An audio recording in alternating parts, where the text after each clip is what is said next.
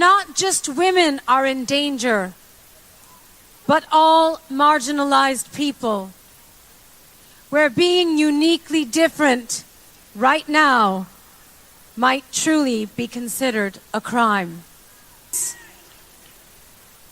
It seems as though we had all slipped into a false sense of comfort, that justice would prevail and that good would win in the end. Well, good did not win this election, but good will win in the end. So what today means is that we are far from the end. Today marks the beginning of our story. The revolution starts here.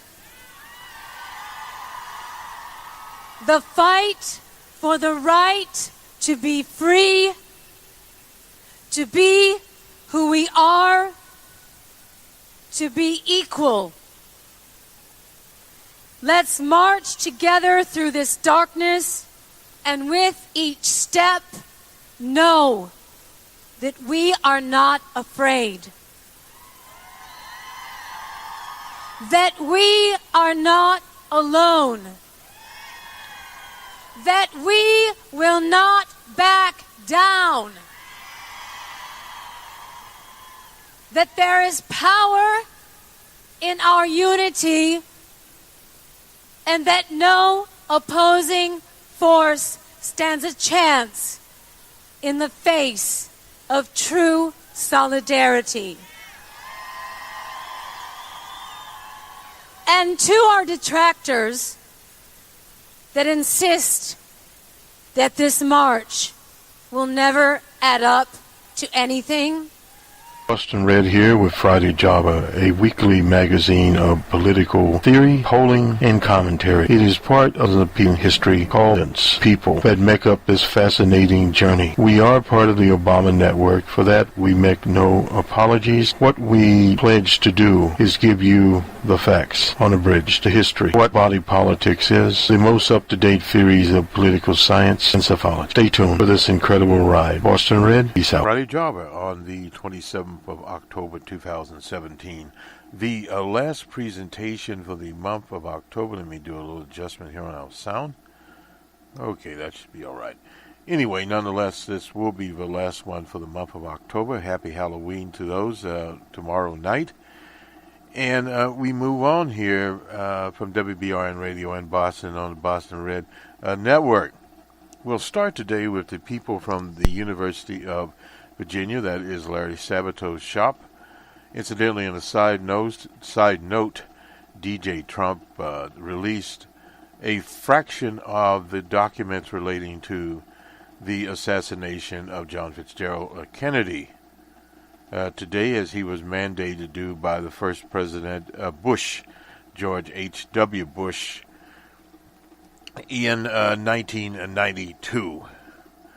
So roughly 25 years past that date, we see that more than 50 years past the assassination of President Kennedy.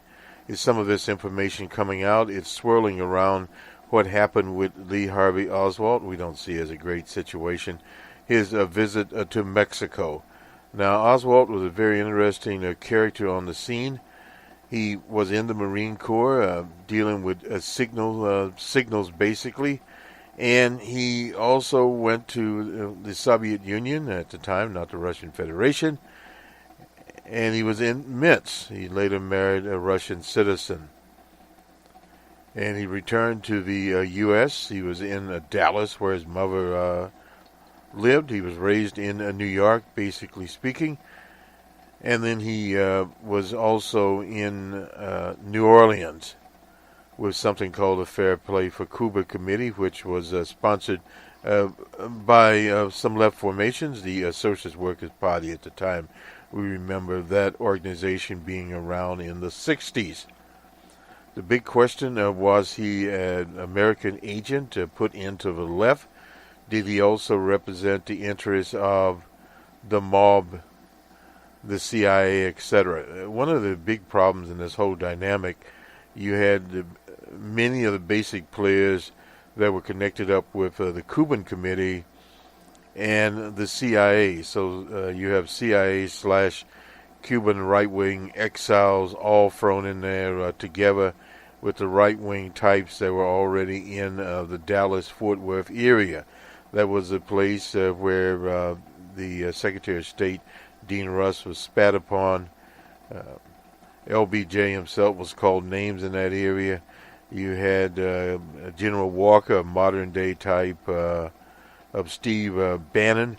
This is not the first time the right-wingers have, as they say, raised their ugly heads in the country. At that time, they were fermenting, and you had in California the Birches, who were the backbone of then Governor Ronald Wilson Reagan. And the reaction you had later in the 60s after President Kennedy's assassination and the assassination of Malcolm X, and finally the assassination of his brother, who was running for president in Los Angeles.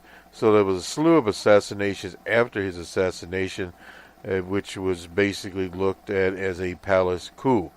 Some of these papers, a lot of papers there, information on what happened in Mexico City, did go to the embassy there. Mexico City at the time was ripe with activity. The Cubans, revolutionaries, had been in Mexico before going back to Cuba, and successfully at that time, Comandante Fidel Castro launched the Cuban Revolution. In the late 50s, I can recall as a child when he came to the Hotel Teresa. He was first in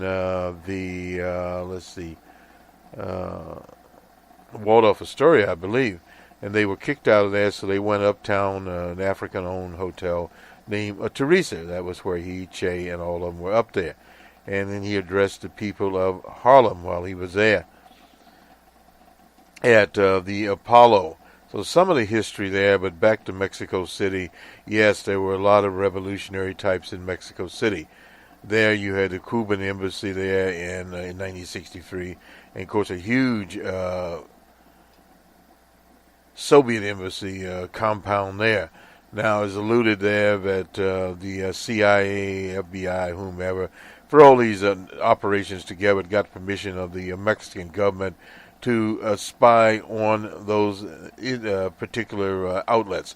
So in other words, people that went there were photographed constantly, etc., if you entered any of those complexes. Now, it is said that Oswald entered the complexes there, which doesn't mean very much. There are theories that he was a patsy. There are theories that there was a double there. The late, great Jerry Pippin and I did a program on the 50th anniversary of President Kennedy's assassination. Now, we'll have special programming, which we call modular programming, that will go with this on the assassination as the materials become available. The release order by DJ Trump was dated today. Now, some other quote-unquote documents that are still being not allowed into the public sphere, and there's no reason for this. The CIA and others were pressuring President Trump. Now, from Julian Assange, he says that basically those agencies were trying to embarrass President Trump there. So in other words, there's a lot of political machinations being played in Washington by a lot of different characters. And one thing to also remember, now they talk about fake news now and these sort of allegiances, that a number of reporters, not necessarily news outlets, are in bed with these, with the CIA and these intelligence communities. So you'll hear a lot of things being written. And of course, now it used to be just in major newspapers. For those that remember Judith Miller, she was a military correspondent embedded in the Baghdad War, and I believe she was also in Afghanistan, particularly in Baghdad and Iraq. Anyway, she lied, and she was finally kicked out of there in disgrace. But she was not the first of the so-called foreign correspondents. Now, they've fallen from grace. We don't hear much about them anymore. Part of the reason is in the U.S., the media does not pay a lot of attention to events that happen outside of the U.S. unless it is war-related. But Iraq was one of those wars. Also, the war in Afghanistan, or the conflict it was called. You had a lot of little low-level conflicts. Even during Reagan, you had Grenada. You had the right-wing Contras, which were sponsored by the U.S. in Nicaragua, and that war was lost. And then to a lesser degree, you had El Salvador, which is still a very poor country, and a lot of the quote-unquote immigrants that are coming here now are from El Salvador. The FNLA, we remember them as the patriotic fighters there in Salvador. And there was a tie to the religious nutties there, the God boys and God girls named Rios Montt. Evidently, they are finally trying Rios Montt there. He was a dictator there, and the evangelicals rallied around him. So that comes into question where the evangelicals were. I was talking with a God boy a few weeks ago, and we talked about the position of the evangelicals and their allegiance to the Trump administration. And the Trump administration, many of the acts that it has done, has shown itself to be the enemy of the common person, we'll say there. We'll get in a minute to the tax legislation as a framework. I guess we'll do it now. As a framework that's out there that passed by about 6 votes in the House of Representatives. Roughly 20 Republicans opposed it, and all the Democrats. But what it brings about is reconciliation, and under that goal, the Republicans don't need any input or votes from any Democrat, period. So in other words, they will pass this tax bill, whatever it may or may not be. This is just a framework. They want to get it done in the House and try to get it done in the Senate before the end of the year. But there are a lot of divisions there. One big division is you have, if you live in a state, you can deduct your state taxes, so-called high-tax states, examples of California, New York, etc. Even Wisconsin goes in this, so that makes a major difference. And then, of course, you have your categories there, moving the corporate tax from roughly, 35% to 20%. So there are some machinations there, and also with individuals. But one of the big sticking points is the 401k. We've always opposed that, but to eliminate that particular situation, because effectively what the Republicans will have, and now this is one of the things we at this mic talked about, was a ploy, the so-called fiscal conservatives, that they were looking at the deficit. If you recall, we, not only the U.S. government, the outliner, we paid particular attention and had what was called sequester, where there was a broad-based cutting of governmental departments there, including the military. Now, what is happening now, they've all of a sudden decided, well, and that was just for the Barack Obama era that appeared. As far as deficits, they went up during Reagan, during the Clinton administration, and by basically bipartisan deal there, mostly Democrats. But anyway, they were able to move the deficit to a neutral position. And then G.W. Bush, with his little conflicts, toy wars, we call them, the deficit went back up again.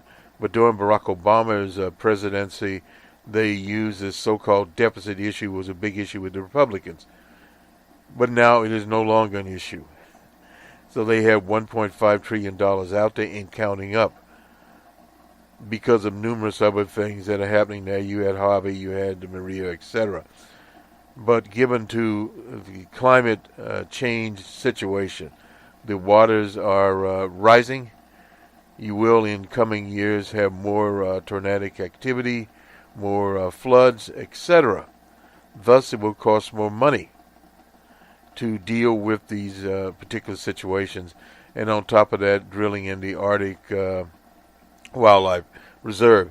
But to sum this sort of thing up there, what you're basically dealing with here is a Wall Street strategy, which is pointed out by a professor I was listening to, a short-term situation. No, excuse me, that was Ms. Carnes at the Kennedy School. Anyway, nonetheless, she has a paper out there, and we'll have to put that up when we go into her particular thing. That'll be one of our modular programs talking about the media and where things stand. Carnes is a reporter now in Washington there for the LA Times. She was I used to read her at the Wall Street Journal. But anyway, on to Dr. Sabato. We went sort of out of it a little bit here. And incidentally, we run about 25 minutes or so on some of the outlets, and then there is a longer version at the other outlets, so you will go to those. But at this point in time, we'll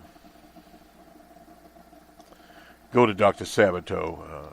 This is Kyle Klondike. He's writing on the 26th of October. Primary colors in red. Trump Bannon move against Republican incumbents. Would not be unprecedented, but having widespread success would be anyway. I'll start the article here. If President Trump actively campaigned against incumbents of his own party in primaries next year, it would be an unusual political occurrence, but it would not be without precedent. In fact, he wouldn't even be in the first ideologically flexible, wealthy New Yorker who occupied the Oval Office to do so. Franklin Delano Roosevelt, we go back to him, known as FDR, tried to knock off several Democrats in the 1938 primary. Back then, neither party was ideologically cohesive, and a lot of key Democrats were conservative. Many were from the South, later called the Solid South, but there were several others outside of the South. Roosevelt, along with many others, including prominent political scientists, wanted the party to be sorted ideologically with the Democrats as clearly the Liberal Party and the Republicans as clearly the Conservative Party. And over the course of several decades, they got their wishes. And in the current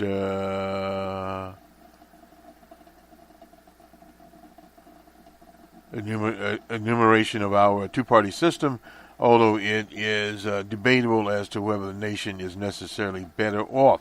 Well, that's not debatable. It is not better off in the sense that you have now what has happened with the Republican Party, which has always been a conservative party, and the Democratic Party, which at one time had the Solid South, boll weevils, etc. Most all of the boll weevils have left the Democratic Party, so they're now in the Republican Party. So you have Republican Party boll weevils, we'll call those. Those are the ordinary conservatives in the Republican Party. And then you have the Freedom Caucus, the quote-unquote extremist type, alt-right types in there. Let me get back to this. In the event the FDR purge proved to be largely unsuccessful, only one of the conservative Democrats with FDR disliked, Representative O'Connor of New York, ended up losing. FDR did not really personally target him. Many others, such as Senator Walter George of Georgia, Tidings of Maryland, was around a long time. Ellison Cotton Ed Smith of South Carolina ended up retaining their seats. We go back in depth on the 1938 purge this week with Bill Scheller, I suppose, a Political Magazine, and Peter Burke. We won't go into those, but we will go down here to overarching lessons from FDR's attempt to purge are that even a president with excellent approval ratings, this president, D.J. Trump, does not have that, is not all-powerful, no doubt about that. President Obama would tell you that. Incumbents are often really hard to defeat in primaries. Democratic incumbent challenges were not very successful in 1938. But 1938 was a different situation, particularly in the South, because you had apartheid. African Americans, by and large, are not allowed to vote. Now, this is some statistics here. In 1938, a number seeking a re-election, 380 98, and 18 lost, so 94% were renominated. The number seeking re-election, 29 in the Senate, that was in the House, and 6 lost, and 79% won't. This is in 1946, I'm sorry. Let's get down here to 1952. 398 was seeking renomination. Of that, only 9 lost in that election. That was in the House. In the Senate, 32 were in that cycle and 2 lost, so 94%. If we go to the time of John F. Kennedy, in 1960, 405 in the House, seeked a re-election. Only 5 lost in the House, 99% there, 29 in the Senate, nobody lost. 1962, 401 seek re-election, 12 lost. That was 97% in the Senate, 35 were seeking re-election, only 1 lost. And if we go down to 1980, 318 were seeking re-election, 6 lost in the House, 29 were seeking it in the Senate, and 4 lost. We go down to 80. Let's go to 88. 409 were seeking re-election, only 1 lost in the House, that was 100%, and no one lost either in the Senate. So we'll go down to 2,000. 401 was seeking, that was the House, 3 lost, that's 99%, 29 in the Senate, no one lost. In 2004, 405 was seeking, 2 lost, that's in the House, and no one in the Senate. In 2006, 403 in the House, only 2 lost, and 29 in the Senate, and 1 lost. 2008, 400 were seeking, only 4 lost in the House, at 99%, no one in the Senate. 2010, in the House, 397 and 4 lost at 99%, and 3 lost in the Senate in 2010. That was under President Barack Obama. 25 to have 3 lost. And in 2012, that was a big year for the Republicans. 391 was seeking re-election, House, 13 lost, 97%, and 1 lost in the Senate, 23%. In 2014, a midterm election, 392, 5 lost in the House, none in the Senate, and in the last election, 393 were seeking, 5 lost in the House, and none there. So we get all grand total here. We have 14,309 were seeking over that year's period, 233 lost, that's 98%. And in the Senate, 1,026, 46 lost, 99%. Now that was from 1946 to 2016. So it is clear those who want to remove already almost all win renomination. And they mentioned here the House leader in Virginia, Eric Canta. He was taken down in 2014. And now this year, of course, has Jeff Flake. He's retiring, and also we have Senator Corker of Tennessee. Now we'll move to the Arizona race there. Mixed signals. Will Dean Heller run again? Well, we don't know now. From they moved it to a toss-up. 2 months ago, and we are keeping it there. Trump has sent mixed messages about Dean Heller, as in Nevada. Trump recently appeared with McConnell. That doesn't mean very much right now. The Republicans we talked about this before, WACA in Mississippi will probably be challenged by one of Bannon's people, Deb Fisher in Nebraska, John Barros in Wyoming will probably be challenged by Eric Prince, who is the brother of the infamous DeVos at the education.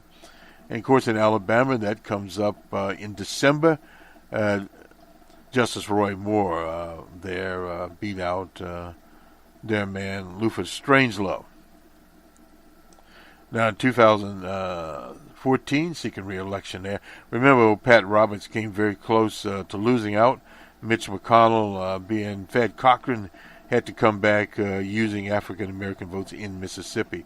Lindsey Graham, that was not a problem. Lamar Alexander and John Cornyn in Texas. Roberts and Alexander actually won less than 50%. Cochran won even a narrow majority in a runoff after finishing behind. This Chris McDaniel, who will run again. John McCain barely won a majority against a field of challenges that led by chemtrail Kelly Ward. So now with Fluke out there, Tartanian confronting Heller and other GOP. That's in Nevada. Tartanian is in Nevada. And let me move on down and finish this up.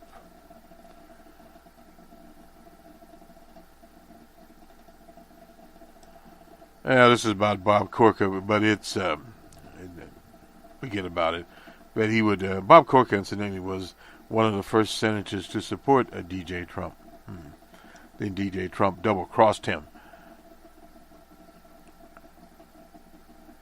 Let's see, Barack Obama, the so-called post-war president, which doesn't mean very much anymore. Jimmy Carter, J.L. Ford, and Lyndon Johnson. The president is in the first group, all on 2 terms in the White House, with others that did not. The elder Bush and Carter were defeated, that's right. And of course now he's accused of groping 2 women, which he admitted to in his wheelchair. That's George H.W. Bush. Johnson turned on wheeling performance in 1968's New Hampshire primary by beating Eugene McCarthy by just 50 to 42. As a result, he left the race. Anyway, Reagan was out of California. You won't have any Republicans out there. Senator Kennedy, respectively, both of those races didn't end until the convention. Senator Kennedy went all the way to the convention in his particular age. Carter each fought off strong challengers. Reagan challenged Ford, and of course, Senator Kennedy at the time challenged Jimmy Carter. We voted for Senator Kennedy. Given the frequent uneasy many top Republicans have expressed about the aspects of Trump presidency, it's possible that they may get a free pass in 220. Well, 220 is a long ways out there, and we'll have to wait and see on that. Finishing this up, still Trump may have to deal with a version of McCarthy or Buchanan, a gadfly who does well in an early state like New Hampshire. And no doubt about that, they'll be out there, and we'll see how that turns out. Let's go to some polling now. Here we have Mason Dixon. This is on the Florida Senate race. Actually, they have Senator Nelson tied up with Scott. I hadn't looked at that. And in Jersey, Murphy is ahead by 14. He has been ahead. Gallup has DJ Trump at 37. This is on Thursday. And this is a very interesting poll here from the Hampton University, a historical African-American institution that has Gillespie ahead by 8 points. Nathan at 38, Gillespie at 41. We'll talk more about this on the week that was. And in the Quinnipiac poll, Murphy's ahead by 20%. That's in New Jersey. Fox News, this is on Wednesday, had DJ Trump at 38, Reuters at 35, YouGov at 41. Let's see who else here. Fox News, a generic ballot, is very unusual here. Democrats ahead by 15, 50 to 35 for the Republicans. That's from a Fox News poll. And YouGov, a generic ballot, has Democrats ahead by 7. The generic ballot from Reuters by 8. So it's a little bit over the place, but pretty much out there. On Tuesday, that was had Nelson. Then we're just a close race now between Scott and Nelson, but that will be in 2018. So we'll have to wait a while on that particular poll. Let's go to the current line here. We'll get to it. We'll even do some Australia. Federal judge bars Pentagon from blocking citizenship applicants by immigrant military recruits. There 2,000 foreign-born U.S. Army Reserve soldiers under their enlistment contracts. They ordered that not to block the fast-tracking there. The order came in an ongoing lawsuit over the department's year-old effort to kill a program designated to attract foreign-born types. So, Ellen Huvelli of Washington issued a rare preliminary injunction saying while the lawsuit can move ahead, the government cannot meantime withhold a form that free named Army plaintiffs and other military members in similar situations need to start their vetting for citizenship. I know a fellow that's in one of those programs. It came less than 2 weeks after the Defense Secretary Mad Dog Mathis said the military was taking steps to save the program if it can be saved. So anyway, this is basically where that is going. Is set to hear arguments Friday morning for similar injunction against the Pentagon by a separate group of 500 foreign-born reservists. So in other words, this lawsuit goes on and on. This is from the Washington Post. Many major divisions remain as the tax plan. We talked about this earlier. That's the $1.5 million situation there. Incidentally, there was a Wednesday deadline that they had to get it done. That's this framework to pass it to do reconciliation. Now they talk about by the end of the year they'll finish it off. We already talked about the 401k. All this is still up in the air. Asked if Trump might underline efforts, old Paulie Ryan said he'll be in Asia. And this Kevin Brady character, who is literally chairman, used to be a very powerful committee called the House Ways and Means Committee to draft legislation, said afterwards he introduced the bill on Wednesday. His committee will swiftly move to redefine it and make changes before voting on it and sending it to the full House.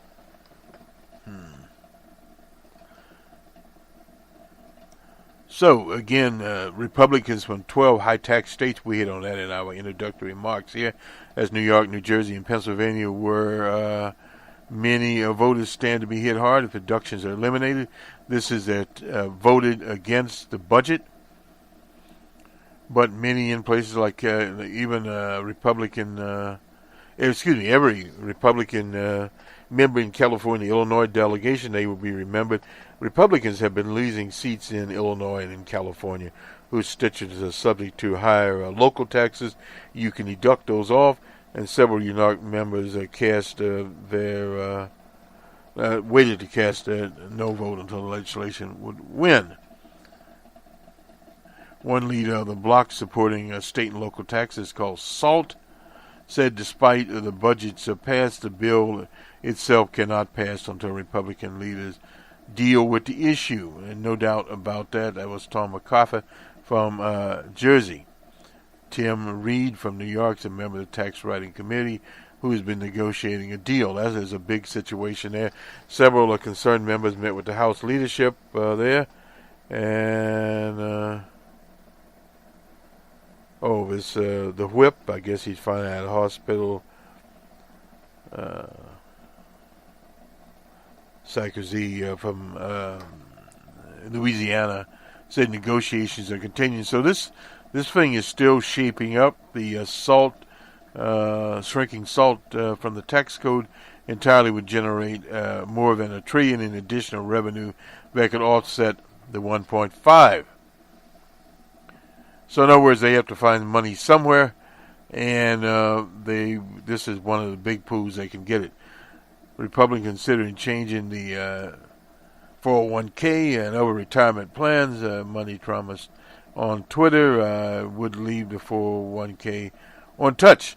But however, though, Brady and Orrin Hatch out of Utah said they're not bound by Trump's promises.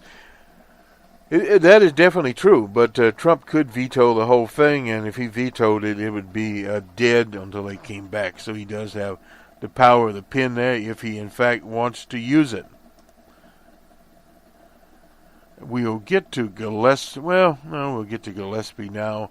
Gillespie, a party hack, has moved further and further to the right.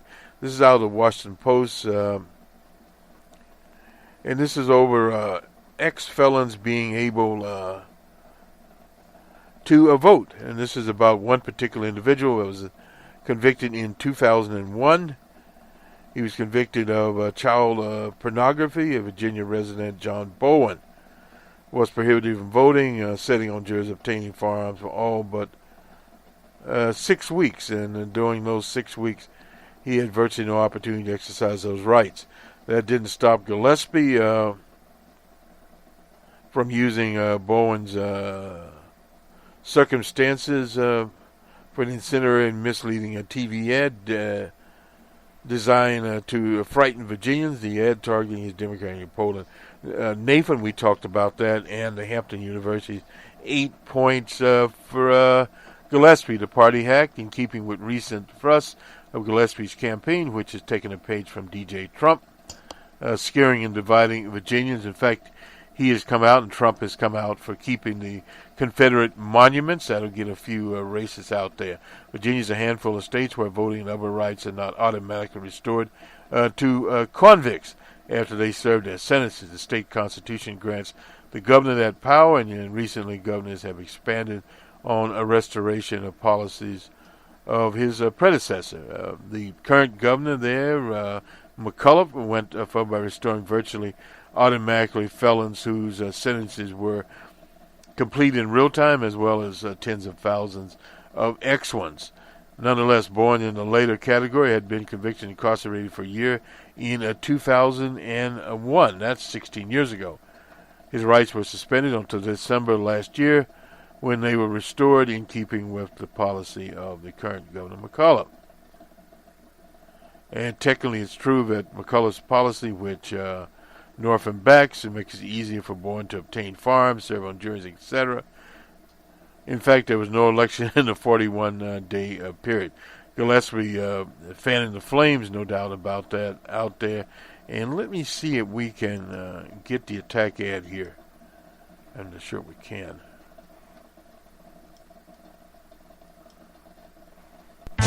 Last year, Terry McAuliffe and Ralph Northam instituted the automatic restoration of rights for violent felons and sex offenders, making it easier for them to obtain firearms and allowing them to serve on juries. One of these felons, John Bowen, had his rights restored 2 months after being found with one of the largest child pornography collections in Virginia's history. 43 prosecutors, Republicans, Democrats, and independents opposed Ralph Northam's reckless policy. Now, Virginia law enforcement has endorsed Ed Gillespie for governor. Virginians who have paid their debt to society and are living an honest life should have their rights restored. But Ralph Northam's policy of automatic restoration of rights for unrepentant, unreformed, violent criminals is wrong. As governor, I'll be both compassionate and protecting of Virginia families. I'm Ed Gillespie, candidate for governor, and I sponsored this ad. That was, of course, Ed Gillespie, for what it was worth. Anyway, we'll move on there. Australia, very interesting situation there. They have a hung parliament going on in Australia, and one of the people that was had a dual citizenship in New Zealand, his name is Barnaby Joyce, was disqualified, so he must leave the parliament, and that leaves the Malcolm Turnbull's government one person short, and he has to work on it immediately. Let me, breaking the 7 here, this is a,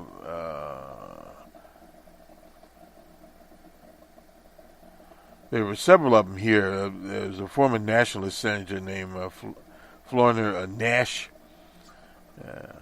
he took those on as ministers, and of course Joyce and Mrs. Pebbersek. Anyway, well, let's listen to Mrs. Pebbersek. An extraordinary admission from Barnaby Joyce. Among others, the High Court ruled that Barnaby Joyce, the Deputy Prime Minister and member for New England, was not eligible. This means that Australia now has a hung parliament with a minority government. I appreciate that some Australians will be looking on today thinking it's a bit strange that people who have served as federal parliamentarians, some for a number of years, have been excluded today. But the law's the law, and Australia is a country of the rule of law. I know all Australians have a deep respect for our Constitution and its custodian, the High Court. We respect the High Court and we respect their decision today. Labor regrets that the Prime Minister chose to keep two of his cabinet ministers, Barnaby Joyce and Fiona Nash, in their positions after they'd chosen to refer themselves to the High Court. It was reckless judgment from the Prime Minister. Labor will now take some time to work carefully through the implications of the decision. Thank you. Any questions? What mischief will Labor plan now that the majority has been lost? Well, we're not planning any mischief, as you put it. We are deeply concerned that Australia is facing a period of uncertainty because this Prime Minister has insisted on keeping two ministers on his front bench who have been not only ineligible to be ministers, but ineligible to be in the Parliament. It is bizarre that the Prime Minister asked Senator Canavan to stand aside. He's been found to be eligible the whole time, and didn't ask Barnaby Joyce or Senator Nash to stand aside. They've been found to be ineligible. I think one of the extraordinary revelations of this afternoon is that Barnaby Joyce thought himself ineligible. He said that he was prepared for this outcome. And yet, day after day in the Parliament, he's been voting on legislation, some legislation that's passed only very narrowly with very serious consequences. He's been making decisions as a minister. All of those decisions are now perhaps subject to legal challenge. All the while, the Deputy Prime Minister thought he was ineligible to be a Member of Parliament. Of course, the real question here goes to the judgment shown by Malcolm Turnbull. Malcolm Turnbull stood up in Parliament and said that he was absolutely confident that Barnaby Joyce was eligible to be a Member of Parliament, and the High Court will so hold. I mean, extraordinary that the Prime Minister would be assuming what the High Court would find, and in fact turning out to be utterly wrong in his assumptions. We've got a Prime Minister who has made these bad judgment calls again and again when he should have asked Barnaby Joyce to stand aside. He should have asked Senator Nash to stand aside from the Cabinet. He allowed them to continue. He got the call on Senator Canavan wrong too.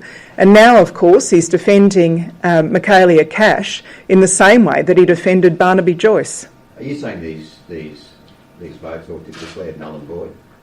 Well, I think that's something that will be explored over coming days and months. But I would remind people that there have been some very significant votes that have been lost by one. The vote to defend the penalty rates of 700,000 Australians was lost by one vote. And we now find that Barnaby Joyce was ineligible to be in the Parliament when he cast that vote. The vote to allow a banking royal commission in the face of example after example of mischief from the banks was lost by one vote, and we now find that Barnaby Joyce was ineligible when he cast that vote. So we will be, of course, examining the decisions that the Parliament has made. We'll be looking at the decisions made by Senator Nash and by Barnaby Joyce as ministers. And we'll be, of course, considering what we do when we return to Parliament. Well, what may you do? Once you've trawled through these votes and decisions, what are your options then? Well, we'll see. When Parliament resumes, we'll be doing what we always do, which is standing up for the things that we think are important for ordinary working Australians. Things like penalty rates, things like a proper approach to energy policy, health and education, the things that Labor always stands for. But the real question is, what will the Prime Minister do? He's now got two ministers who have been making decisions when they were ineligible to be in the Parliament, let alone eligible to be ministers. I think it's up to the Prime Minister to explain how he got it so wrong that he not only declared that Barnaby Joyce was eligible to be a Member of Parliament, but that he allowed this man to be the acting Prime Minister when the Prime Minister himself was overseas. It is an extraordinary lapse of judgment from the Prime Minister, an extraordinary admission from Barnaby Joyce that he knew in his gut that he was never eligible. Well, you have a hung parliament now. Why wouldn't Labor tactically seek to exploit that? Well, I'm not going to start talking about parliamentary tactics on a day like this. This is an extraordinary day in Australian history. We've got a High Court decision that we will be examining very closely. But I think by day's end today, the Prime Minister ought to explain how he could have got it so wrong, that he declared what the High Court would find and he got it completely wrong, that he declared that Barnaby Joyce was eligible to continue in the House of Representatives, and he got it so wrong. He declared that Senator Nash and Barnaby Joyce were eligible to be ministers and to continue to make decisions. Tanya Pribisak there, I hope I'm pronouncing her name correctly, the acting spokesman for the Labour Party. She's an interesting person there. The Australian Labour Party conference, there she voted to increase to include a same-sex marriage. There she opposed the Iraqi war in 2003 on the Zionist state of Israel, speaking in the House of Representatives on the 17th of September. I can't think of a rogue state which consistently ignored UN resolution, whose ruler is a war criminal responsible for the massacre of citizens in refugee camps outside of its borders. The U.S. supports and funds this country. This year it gave a blank check to continue its repression of its enemies. It uses military hardware to bulldoze houses. It's talking about the West Bank there.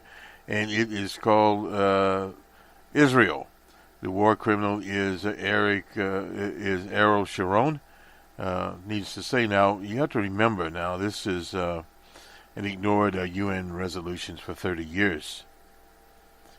This was in 2002. She made the statements, period, and she remained, remarks gained prominence in 2013. She was a deputy leader after she's from Sydney, incidentally, to take on a foreign affairs portfolio in opposition there. So, that is opposed to their current prime minister under this so-called liberal government here.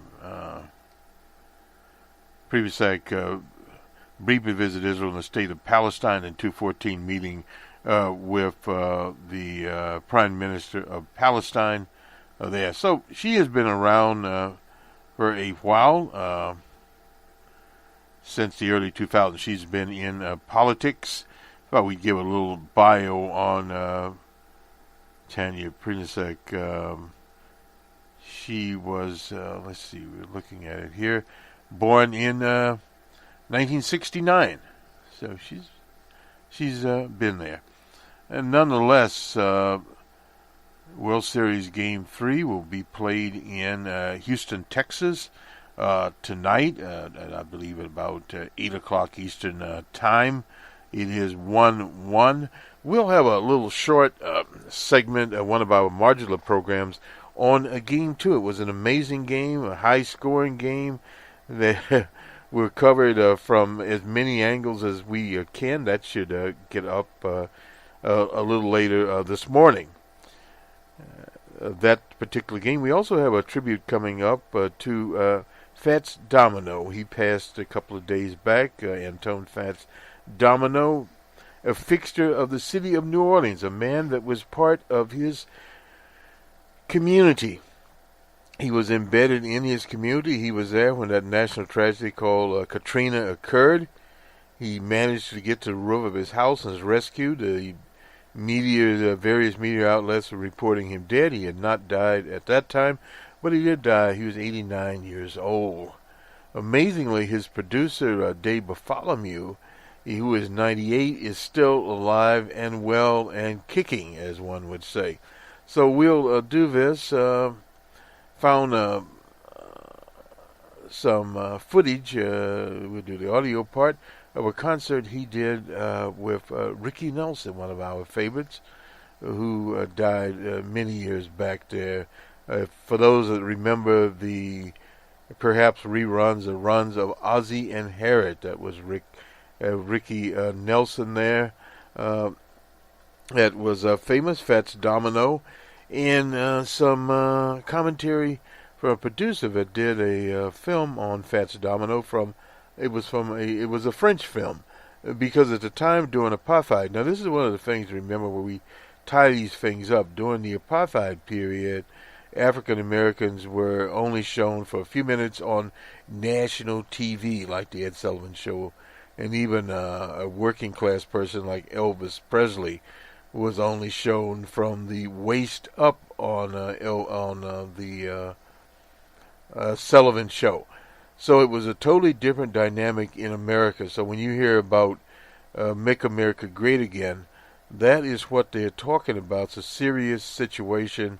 And we'll also have an address at the Shorenstein Center. This is by Ms. Carnes, talking about the press and a paper that she wrote a number of years back, where the press is going. And there's also a little op-ed in the Washington Post from a fellow out in Ohio talking about the press. So it's a lot about the press.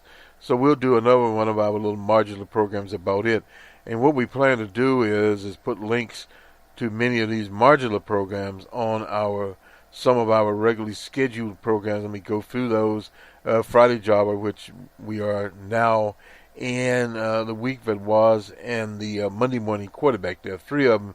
Those are time-set programs. And then we have additional programming on many of our channels as we go this weekend. We'll have, of course, Numbers Man. We have new numbers out. That's macroeconomics program. We'll have an open source program. We'll talk about, amongst other things, security, and also about the Chrome Developers Conference that just ended out in San Francisco. So we are in many different things, and usually the Australian piece would be on Be Around the World. That is our international channel. We'll have Cartelona. We've been looking at developments there, and we will get a program out on that. We were trying to see where the powers to be in Madrid finally end up. So there are a number of things going here all at once, and down the line, a congressional delegation, bipartisan, we don't hear much of that, will be visiting Puerto Rico, in spite of what Uncle, what is his name? Ben Carlson, is his name Ben Carlson? Ben whatever. Anyway, Uncle Ben said that it would take 100 years to rebuild Puerto Rico. And at the same time, some electrical company got a $300 million contract, was connected up with the cabinet person. I think his name is Zanke. I'll have to check with Mary out in Montana on that one. But out of Whitefish, Montana, is where this company is. And it's a very small company there, so it's going back and forth there. We'll have more of that on the week that was. Nonetheless, have a good weekend, everyone. We will talk to you on the week that was and the outcome of Game 3 of the 2017 World Series. Good day.